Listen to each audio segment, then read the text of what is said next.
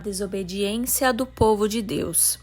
Após a morte de Josué, líder que conduzia os israelitas a conquistar a terra prometida, o povo de Israel passou por um período de instabilidade e desobediência, conforme narrado no livro de Juízes. Sem um líder central, os israelitas começaram a se afastar dos caminhos de Deus e a adotar os costumes de deuses e de nações vizinhas, o que resultou em uma série de desafios e opressões. No início, o povo de Israel desfrutava da terra que Deus havia prometido, mas rapidamente esqueciam as instruções de Deus e a sua aliança.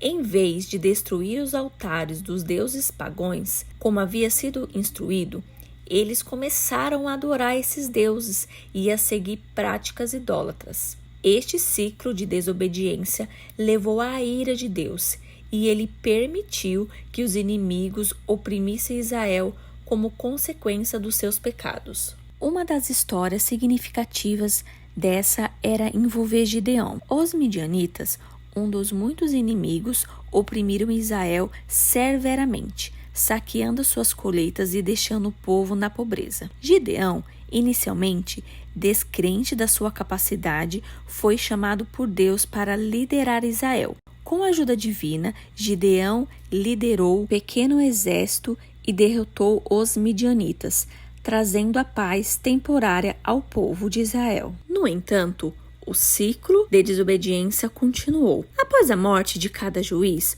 os israelitas voltaram às suas antigas práticas idólatras, esquecendo da lei de Deus. Sansão, outro juiz famoso, foi conhecido por sua força extraordinária e as suas batalhas contra os filisteus. Apesar de suas falhas pessoais, Sansão foi usado por Deus para infligir grandes derrotas aos filisteus, embora a desobediência continuava e prolongava as suas dificuldades. A era dos juízes é marcado por um ciclo repetitivo. O povo pecava, era oprimido, clamava a Deus por sua ajuda e Deus levantava um juiz para libertá-los.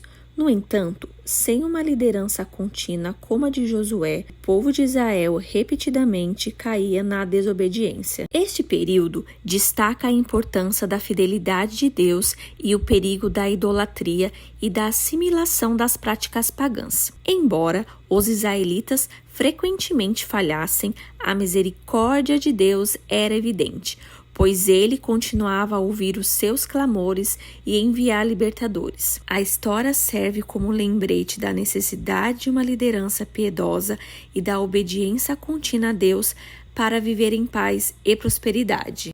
Deus escolhe libertadores.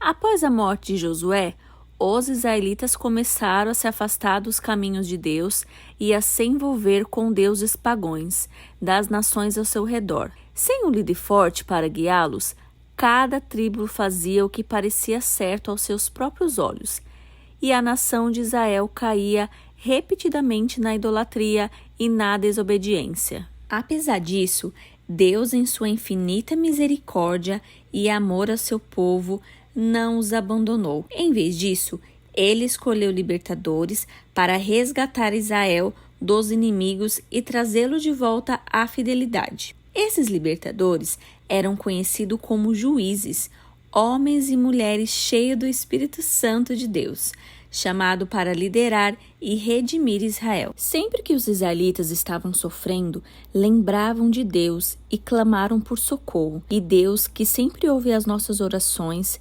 enviava alguém para libertar o povo e lembrá-los da sua lei. Esses líderes eram chamados de juízes, homens e mulheres que eram usados por Deus para fazer o povo conhecer quem era que os libertaria das mãos dos inimigos. Deus era com os juízes e sempre os abençoava, libertando os israelitas do sofrimento. Porém, quando o juiz da época morria, logo o povo se esquecia de Deus e novamente voltava às práticas das maldades que havia abandonado.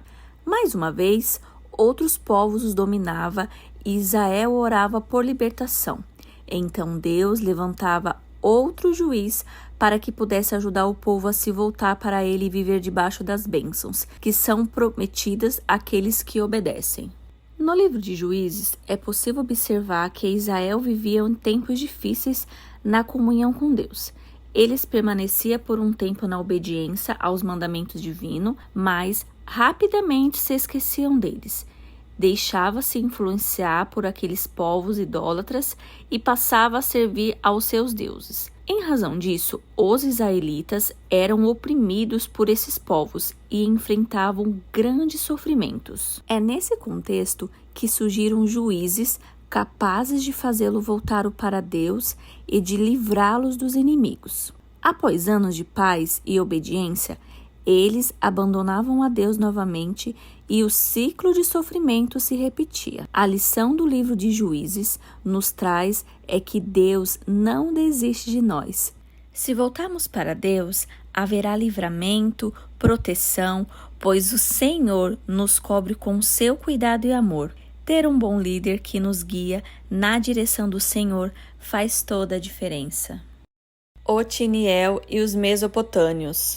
Após a morte de Josué, o povo de Israel frequentemente se desviava dos caminhos de Deus, adorando outros deuses e caindo em práticas idólatras. Em consequência, Deus permitiu que várias nações oprimissem Israel, como punição por sua desobediência.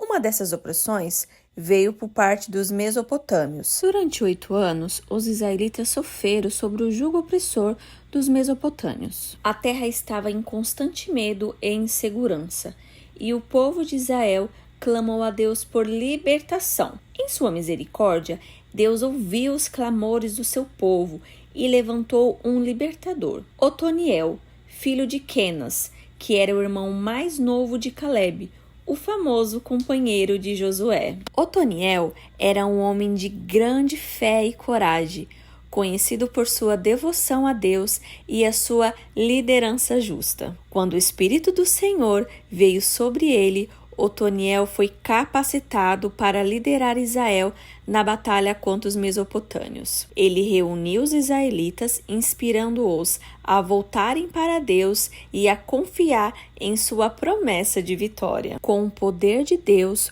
Otoniel conduziu os israelitas à impressionante vitória do seu exército. A força e a estratégia de Otoniel combinava com a orientação divina, garantiram a libertação de Israel do domínio dos mesopotâmicos. Após derrotá-lo, Otoniel se tornou juiz sobre Israel, governando com sabedoria e justiça. Durante os 40 anos que se seguiam, Israel viveu em paz sob a liderança de Otoniel. Ele guiou o povo a voltar à adoração a Deus e a observar os seus mandamentos, restaurando a ordem e a prosperidade da terra. Otoniel é lembrado como o primeiro juiz de Israel após a era de Josué, e o seu exemplo de fidelidade e coragem serviu de inspiração para futuras gerações. A história de Otiniel e a libertação dos israelitas da opressão mesopotâmica destaca a importância da liderança piedosa e da obediência a Deus. Mesmo em tempos de grande dificuldade, a fidelidade de Deus é constante e ele sempre ouve e responde aos clamores do seu povo. A história de Otoniel tem muito a nos ensinar.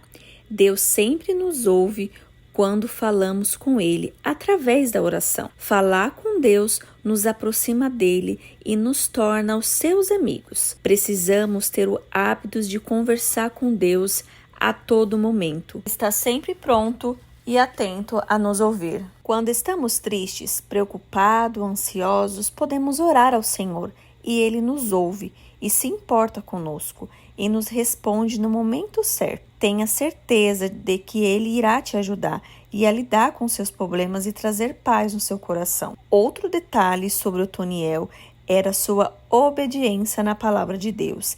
Ele era o sobrinho de Caleb, aquele que foi amigo próximo de Josué.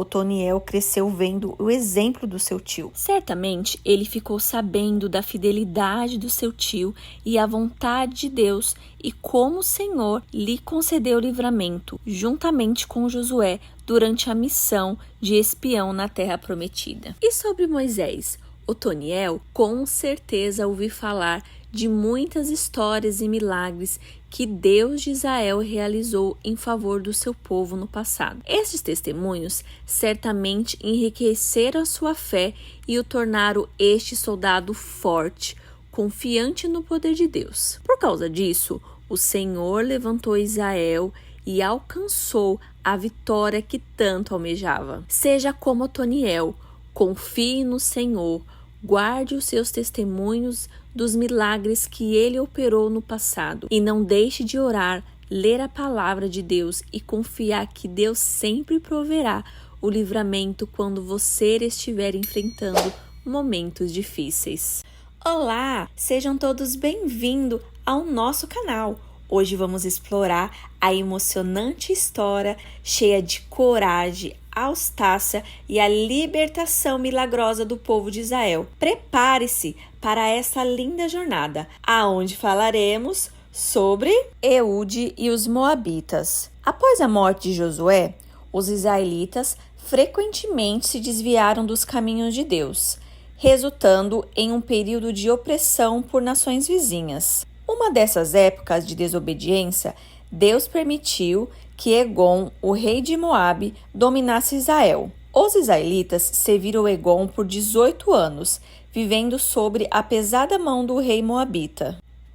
Deus ouviu o clamor do seu povo e levantou um libertador chamado Eude, filho de Gera, da tribo de Benjamim. Ele era canhoto. A habilidade incomum de Eude seria fundamental na missão que Deus lhe confiava. Os israelitas enviaram Eude com um tributo para Egon, o rei de Moabe. Eude preparou-se cuidadosamente para a missão. Ele fez uma espada de 2 gumes com cerca de meio metro de comprimento e o escondeu sobre as suas roupas, presa à sua coxa direita, onde seria menos provável os guardas de Egon a encontrasse, já que a maioria das pessoas eram destras. Eude e seus companheiros entregaram os tributos a Egon, um homem extremamente obeso. Após entregar o tributo, Eude dispensou seus companheiros e voltou sozinho ao palácio, dizendo ao rei que tinha uma mensagem secreta de Deus para ele. O rei, curioso, ordenou que todos os seus servos saíssem da sala. Assim, ficaram a sós.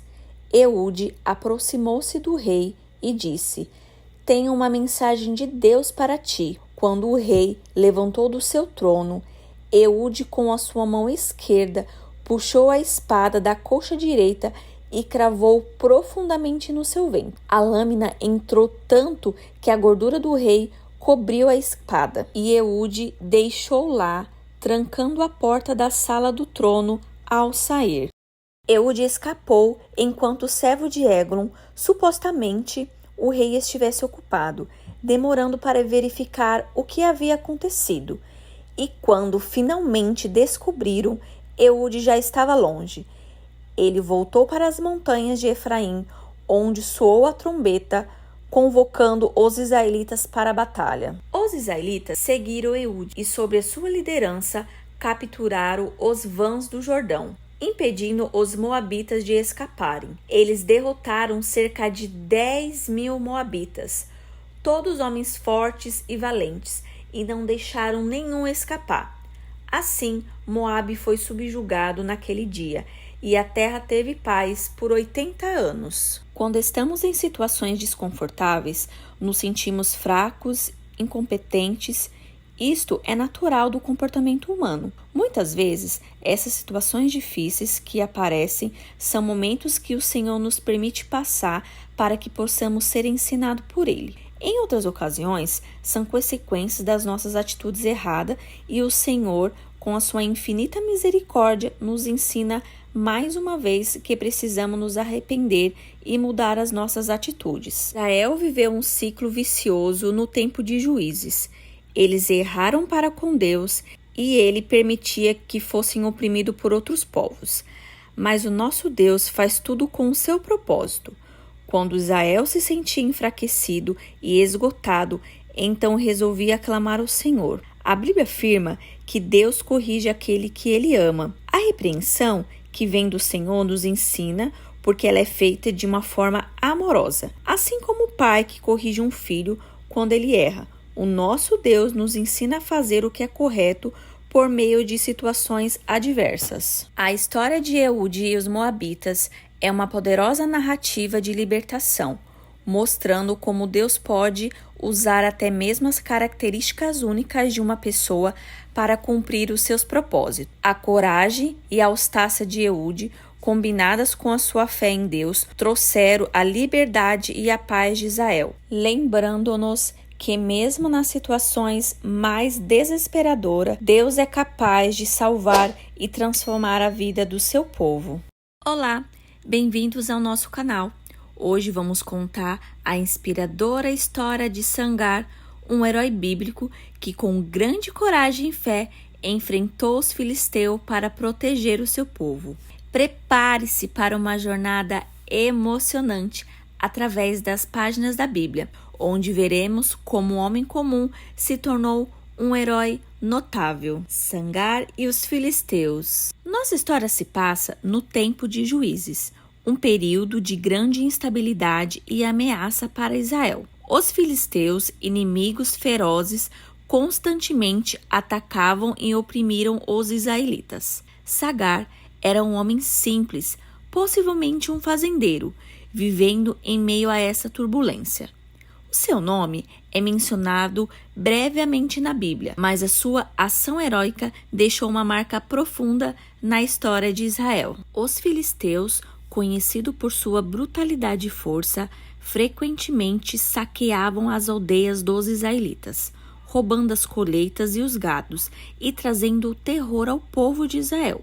Em uma dessas ações, um grande grupo filisteu avançou contra o território israelitas, ameaçando subsistência e a segurança dos habitantes. Diante dessa ameaça, Sangar tomou uma decisão corajosa e surpreendente. Armado apenas com arguilhão de boi, uma ferramenta agrícola utilizada para guiar o gado, Sangar se levantou para defender o povo de Israel. Apesar de ser uma arma improvisada, o arguilhão nas mãos de Sangar se tornou uma poderosa ferramenta de libertação. A batalha foi intensa e desigual. Sangar sozinho enfrentou 600 filisteus com seu agrilhão de boi. Com uma força surpreendente e uma determinação inabalável, ele atacou os inimigos um após o outro. A coragem de Sangar e a sua fé em Deus lhe deram forças necessárias para prevalecer contra todas as probabilidades. Contra todas as expectativas, Sangar derrotou os 600 filisteus, salvando Israel de mais uma incursão devastadora. Sua ação não apenas protegeu seu povo, mas também mostrou que a fé e a coragem pode transformar qualquer um em um herói. A vitória de Sangar foi um testemunho do poder de Deus trabalhando através de indivíduos comuns para realizar feitos extraordinários. Quando nós deixamos ser usado pelo poder do Senhor, não importa o que temos em mãos, é uma ferramenta simples.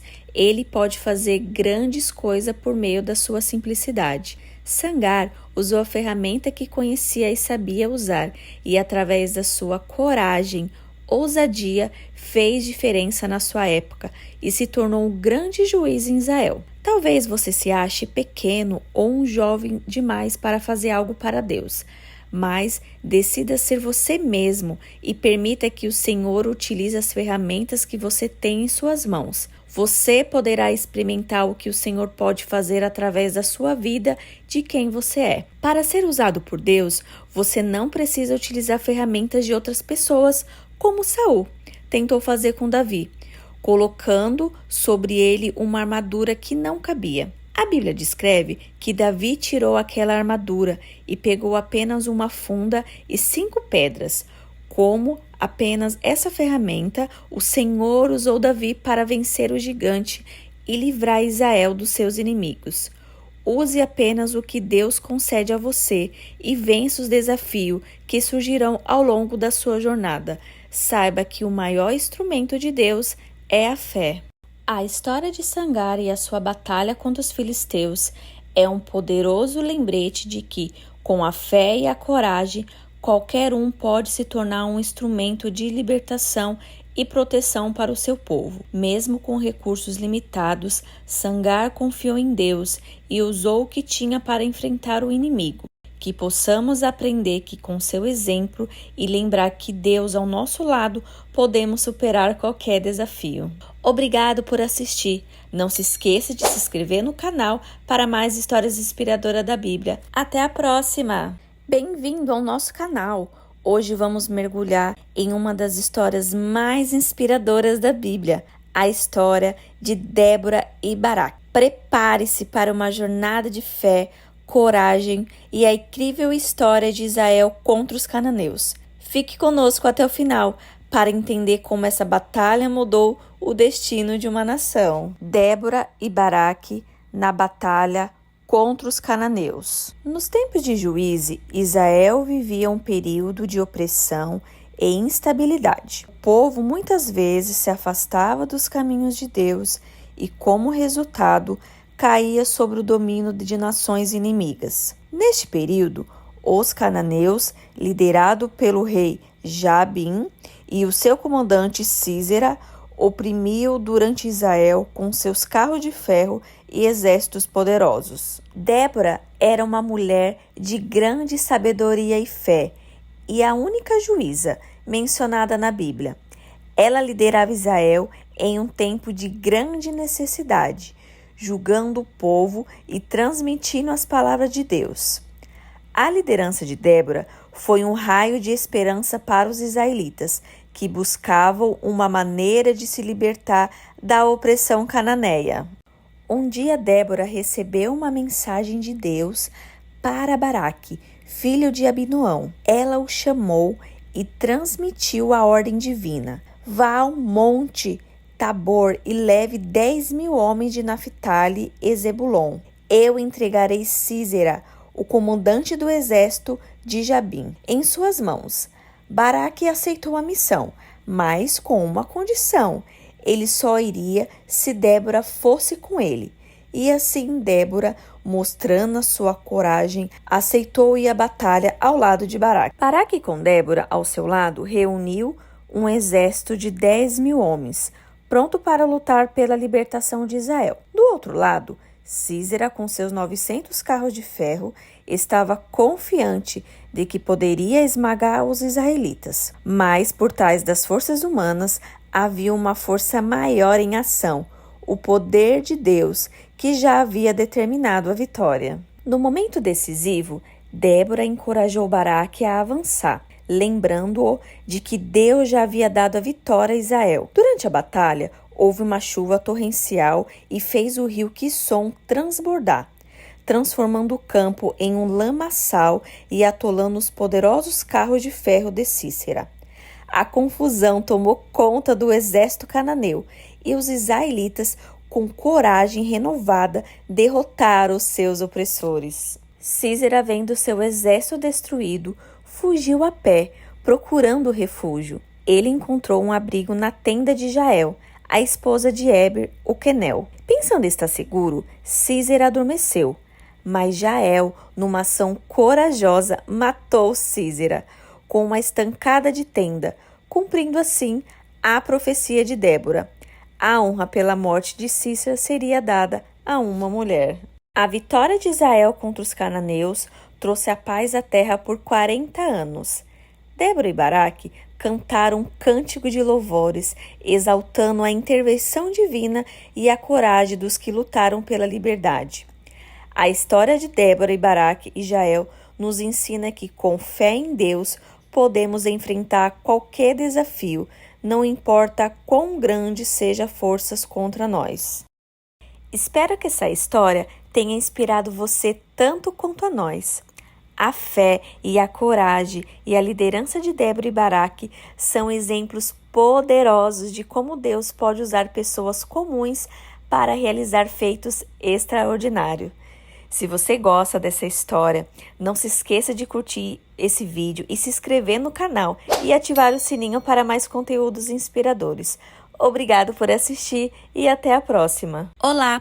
Bem-vindo ao nosso canal. Hoje vamos mergulhar em uma das histórias mais fascinantes da Bíblia, a de Gideão e a sua batalha contra os midianitas. Este é um relato de como Deus pode usar as pessoas mais improváveis para realizar seus grandes planos e nos ensina a confiar na força de Deus, mesmo quando as probabilidades parecem impossíveis. Prepare-se para uma jornada de fé, coragem e vitória contra todas as expectativas. Gideão e sua batalha contra os midianitas. No tempo de Juízes, o povo de Israel frequentemente se afastava de Deus e, como resultado, enfrentava opressões de nações vizinhas. Nessa história, os israelitas estavam sendo severamente oprimidos pelos midianitas, um povo de nômade que saqueava suas colheitas e destruía seus recursos. Por 7 anos, os midianitas devastaram Israel, obrigando os israelitas a se esconderem em uma caverna em montanha. Desesperado, os israelitas clamaram a Deus por libertação, e o Senhor, em sua infinita misericórdia, levantou Gideão, um jovem humilde e tímido, para liderar a libertação dos israelitas. O chamado de Gideão. Gideão estava malhando trigo secretamente em um lugar escondido dos midianitas, quando o anjo do Senhor apareceu a ele, dizendo: "O Senhor é contigo, homem valente." Confuso e inseguro, Gideão respondeu: "Ah, Senhor meu, se o Senhor é conosco, por que nos sobreveio tudo isso? E onde estão todas as suas maravilhas que os nossos pais nos contaram?" O anjo continuou: "Vá nessa tua força e livre Israel das mãos dos midianitas.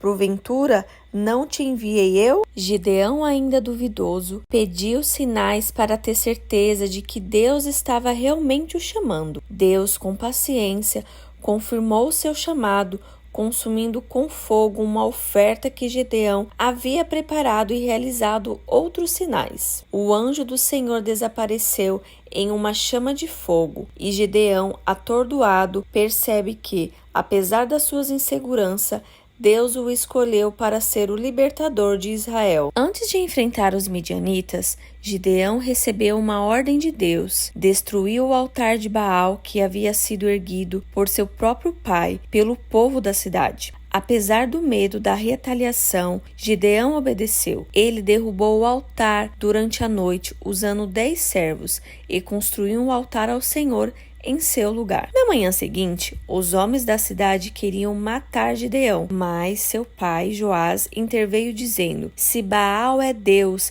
que ele mesmo contenha sobre si, pois derrubaram o seu altar." Com a destruição do altar de Baal, Gideão começou a reunir um exército para enfrentar os midianitas. Inicialmente, Gideão reuniu 32.000 homens, mas Deus tinha outros planos. Ele disse a Gideão: "O povo que está contigo é demais para eu entregar os midianitas em sua mão, para que Israel não se glorie contra mim, dizendo: a minha própria mão me livrou." Deus então reduziu o exército de Gideão para apenas 300 homens. Apesar da drástica redução, Deus prometeu que esses 300 homens, Gideão venceria a enorme força dos midianitas, que eram incontáveis como gafanhotos e tinham camelos inumeráveis como a areia da praia. Na véspera da batalha, Gideão, ainda inseguro, recebeu um encorajamento de Deus. Deus disse a Gideão para descer ao acampamento dos midianitas e ouviu o que estava dizendo. Gideão ouviu um soldado midianita contando um sonho na qual um pão de cevada rolava pelo acampamento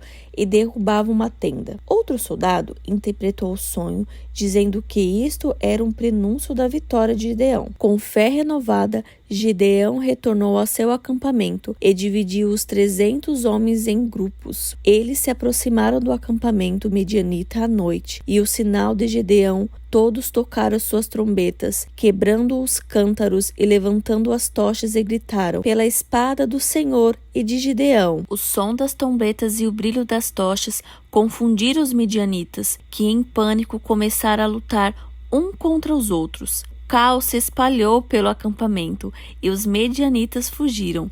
Gideão e seus 300 homens os perseguiram e, com a ajuda das tribos vizinhas de Israel, derrotaram completamente os midianitas, trazendo a libertação para o povo de Israel. Com a vitória sobre o midianita, A paz foi restaurada em Israel por 40 anos, durante o restante da vida de Gideão. Essa história nos ensina que com Deus, até mesmo nas situações mais impossíveis, pode transformar vitória. Não importa quão pequeno ou incapaz você se sinta, quando Deus está no controle, Ele pode realizar grandes coisas através de você. Obrigado por assistir. Se esta história tocou seu coração e inspirou sua fé, não se esqueça de curtir e comentar e se inscrever no canal para mais histórias bíblicas. Até a próxima!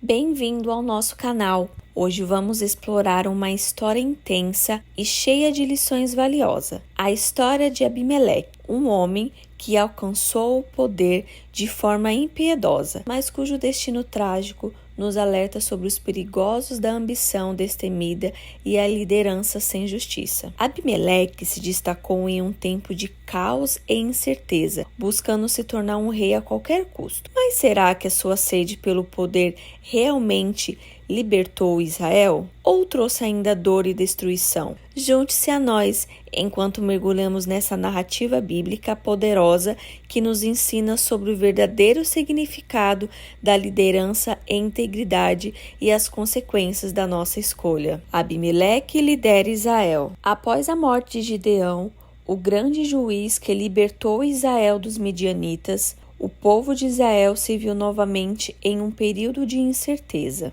Gideão havia deixado muitos filhos, mas nenhum foi apontado como sucessor. Entre seus filhos estava Abimeleque, nascido de uma concubina em Siquém. Diferente de seus irmãos, Abimeleque não desejava servir o povo, mas governá-los como um rei. Abimeleque sentiu que merecia o trono de Israel. Ele foi até seus parentes em Siquém e fez uma proposta. Será que vocês preferem ser governado pelos 70 filhos de Gideão ou apenas por um, que é o seu parente? Com promessas e manipulações, Abimeleque conquistou o apoio dos líderes de Siquém e conseguiu o recurso para levar a cabo seu plano. Com esses recursos, Abimeleque contratou mercenários e executou um plano brutal e assassinou os seus 70 irmãos em Ofra, considerando-se como o único herdeiro. Apenas o mais jovem, Jotão, escapou do massacre. Abimeleque foi então coroado como rei de Siquém. A profecia de Jotão. Jotão, o único sobrevivente, subiu ao monte Gerizim e gritou uma parábola para os homens de Siquém.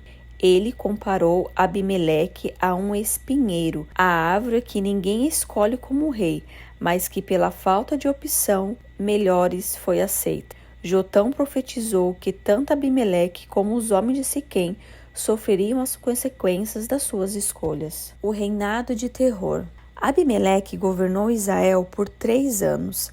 Seu reinado foi marcado pela violência, tirania e opressão. Mas como Jotão havia profetizado, o apoio que Abimeleque recebeu de Siquém começou a ruir. Os líderes de Siquém, arrependidos de terem ajudado Abimeleque a alcançar o poder, começaram a conspirar contra ele. A revolta começou em Siquém, liderada por um homem chamado Gael, que questionou abertamente a legitimidade de Abimeleque. Em resposta, Abimeleque atacou Siquém com brutalidade, destruindo a cidade e massacrando seus habitantes. A queda de Abimeleque. Após destruir Siquém, Abimeleque voltou-se para Tebes, onde os habitantes também haviam se rebelado contra eles. Abimeleque tentou incendiar uma torre onde o povo de Tebes se refugiava, mas uma mulher jogou uma pedra de moinho na cabeça dele e quebrou o seu crânio. Aí ele chamou depressa o moço que carregava suas armas e disse: "Tire sua espada e me mate. Não quero que digam que fui morto por uma mulher." Então o rapaz tirou a espada e o matou. Quando os israelitas viram que Abimeleque estava morto, voltaram todos para casa.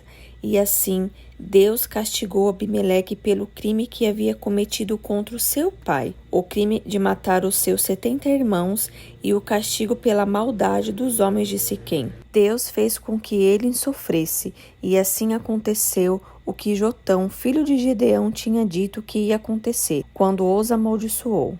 Após a morte de Abimeleque, Israel ficou livre de um governo tirano, mas a história de Abimeleque serve como uma advertência eterna sobre o perigo de orgulho e da ambição sem limite e da liderança de não buscar o bem do seu povo. Embora Abimeleque tenha tentado libertar Israel ao seu modo, suas ações trouxeram apenas destruição e sofrimento. A verdadeira libertação vem da justiça e da integridade do serviço de Deus e ao próximo. Se essa história te inspirou e te trouxe uma nova perspectiva sobre liderança e humildade, não se esqueça de curtir o vídeo e de se inscrever no canal para mais conteúdo como esse, que possamos juntos continuar aprendendo e crescendo em sabedoria. Até a próxima! Bem-vindo ao nosso canal! Hoje vamos explorar uma história fascinante de coragem e fé e sacrifício. Acompanhe-nos na jornada de Jefté, um homem escolhido por Deus para libertar Israel dos amonitas. Se você gosta de histórias bíblicas que inspiram e emocionam, não se esqueça de curtir e de inscrever no canal para mais conteúdo como este. Jefté livra Israel dos amonitas. A vida de Jefté não foi fácil.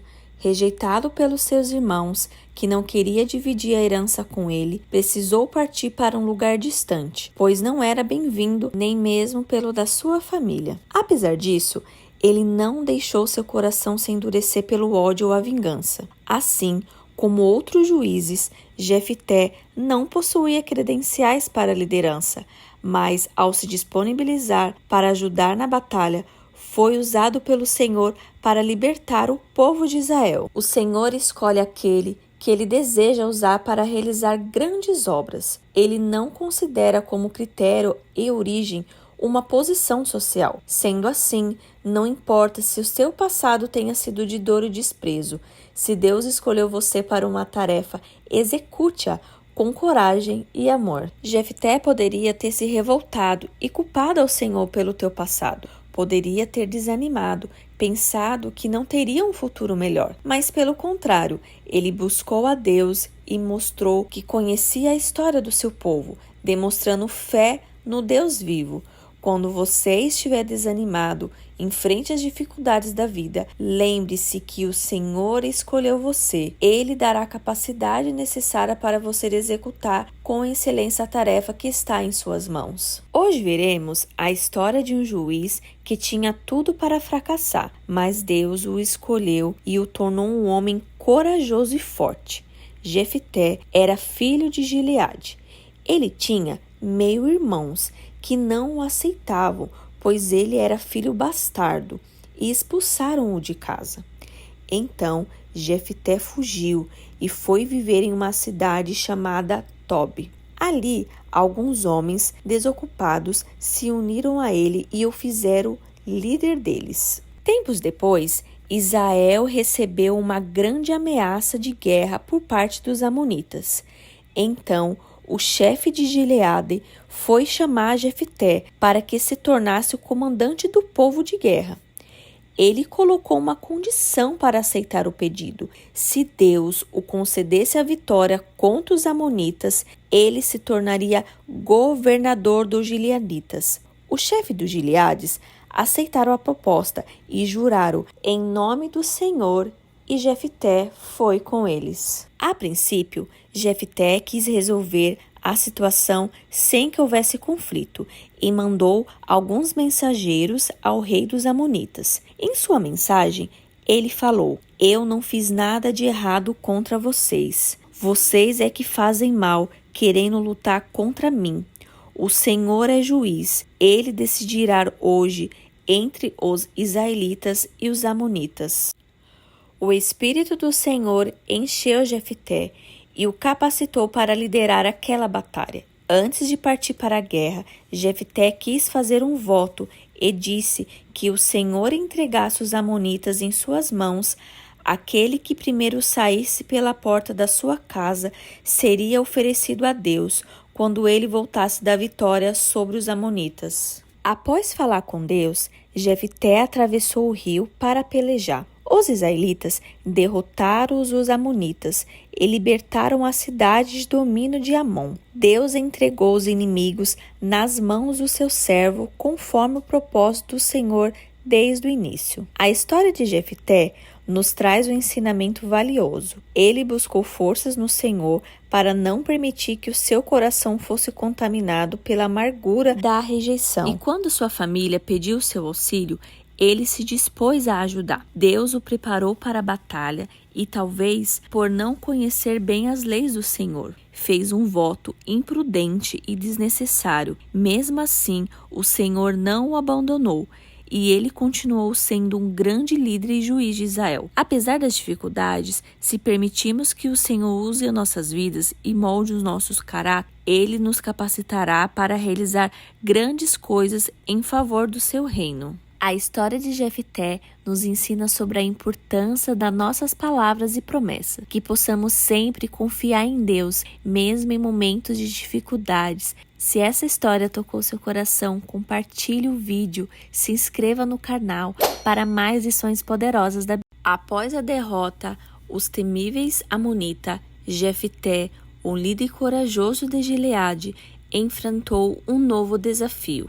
Mais uma vez, o inimigo não era estrangeiro. As chamas de orgulho e da divisão acenderam-se dentro do próprio Israel. A tribo de Efraim ressentia por não ter participado da vitória e se voltou contra o seu próprio irmão. Jefté, o juiz escolhido por Deus, se viu em uma situação delicada: unir ou dividir o seu próprio povo. Mas o que acontece quando o orgulho de uma nação ameaça sua própria sobrevivência? Prepare-se para descobrir a história de Jefté e a batalha contra os efraimitas. A história começa após a grande vitória de Jefté sobre os amonitas, onde ele é reconhecido como um dos juízes de Israel. Apesar da sua liderança trazer paz, uma nova ameaça surge, não de inimigos estrangeiros, mas de dentro do próprio Israel. Os efraimitas, uma tribo poderosa, se sente ofendido por não ter sido convocado para a batalha contra os amonitas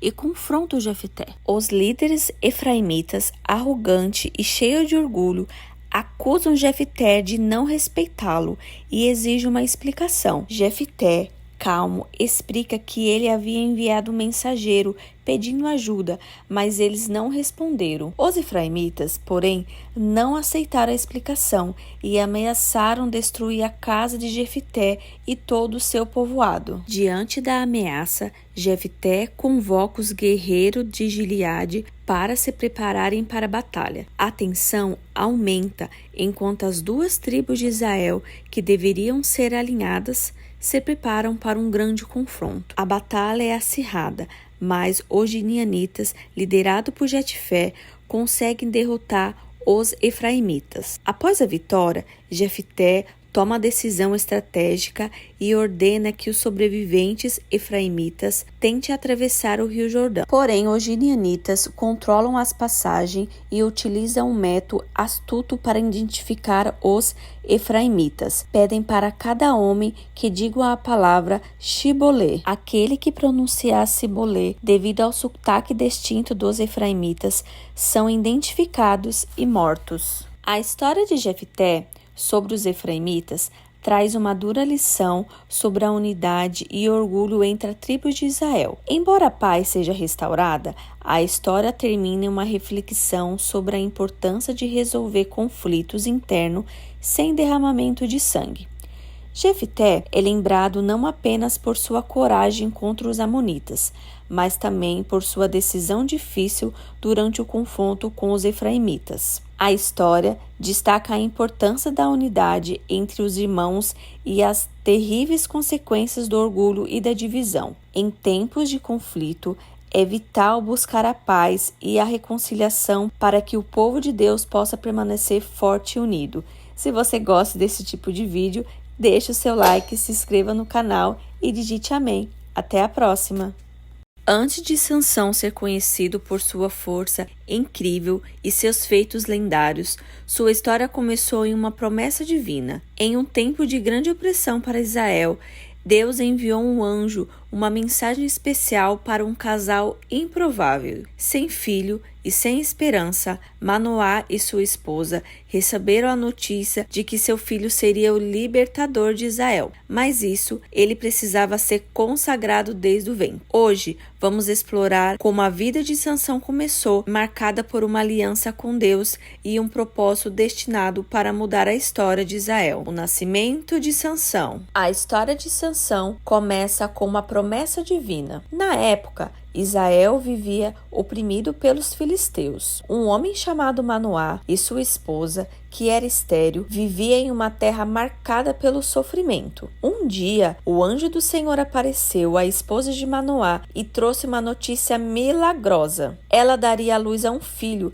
que seria dedicado a Deus desde o ventre. O anjo instruiu que o menino deveria seguir o voto narizeu, o que significava que ele nunca deveria cortar o cabelo e deveria viver em consagração a Deus, pois ele seria o libertador de Israel. Sansão cresceu e desde jovem era conhecido por sua força super-humana, dada por Deus. Ele era um homem de grande coragem, mas também de um espírito livre e impulsivo. Um episódio marcante da sua juventude foi quando ele matou um leão com suas próprias mãos, mostrando seu poder extraordinário. No entanto, Sansão também enfrentou desafios pessoais. Ele se apaixonou por uma mulher filisteia, algo que trouxe conflito, pois os filisteus eram inimigos de Israel. No caminho para o casamento, ele propôs um enigma aos filisteus, que em sua astúcia o enganaram, fazendo com que Sansão os punisse. Essa situação marcou o início dos seus confrontos diretos com os filisteus. A força de Sansão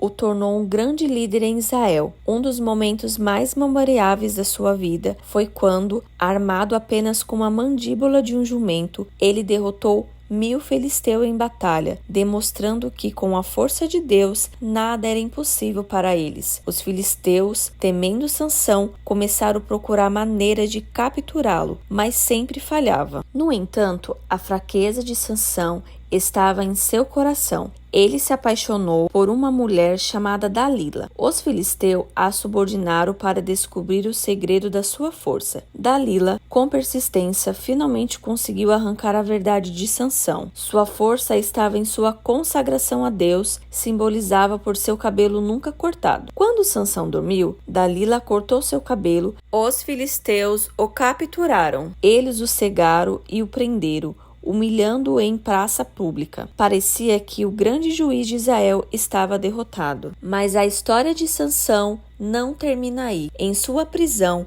seu cabelo começou a crescer novamente, e ele clamou a Deus por uma última chance de vingança contra os filisteus. Durante um grande festival de honra aos deuses filisteus, Sansão foi levado ao templo para ser humilhado publicamente. Em um ato de fé e desespero, ele pediu a Deus que restaurasse sua força. Com um esforço colossal, ele derrotou as colunas do templo, matando a si mesmo e milhares de filisteus. A morte de Sansão trouxe grande destruição aos inimigos de Israel e marcou o fim da sua opressão. A vida de Sansão é um testemunho do poder de Deus que pode operar de maneiras inesperadas. Mesmo através das falhas humanas, sua força extraordinária veio da sua consagração, mas também foi pelo coração impulsivo que o levou à queda. A história de Sansão que nos lembra, mesmo em meio aos nossos erros, Deus pode nos usar para cumprir os seus propósitos. Em uma época de opressão e escuridão para o povo de Israel, os filisteus dominavam a terra com punho e ferro, mas Deus, em sua infinita misericórdia, levantou um libertador. Sansão, um homem consagrado a ele desde o nascimento. Seu destino era claro: livrar Israel dos seus inimigos. Dotado de uma força sobre-humana, Sansão era temido pelos filisteus, mas a sua jornada seria marcada por desafios, fraquezas e um propósito maior. Os filisteus, furiosos com ações de Sansão, buscaram capturá-lo a qualquer custo. Certa vez, homens de Judá, com medo dos filisteus, amarraram Sansão e entregaram aos seus inimigos. Porém, o Espírito Santo de Deus veio sobre ele. Mas mesmo o mais forte dos homens tem as suas fraquezas.